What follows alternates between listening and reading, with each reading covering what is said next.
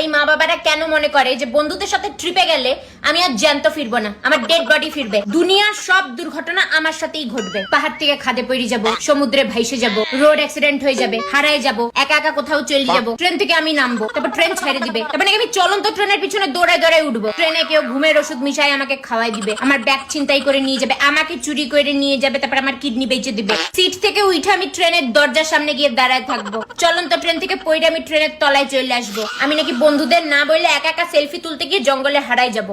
আমি কি নবদা? মানে আমার এত বন্ধু যাচ্ছে, ওদের কিছু হবে না, সব আমার সাথেই হবে। মানে এক্সট্রিম লেভেলের ভুলভাল ভাবার একটা লিমিট থাকে। আমার মা বাবা সেই লিমিট ক্রস করে ফেলছে। এইসব ভুলভাল বলে আমার ট্রিপ ক্যান্সেল করে দিবে। তারপর বলবে তুই লোক চিনিস না, তুই দুনিয়া দেখছিস বা কোথায়? আরে দুনিয়া দেখতে দিছো?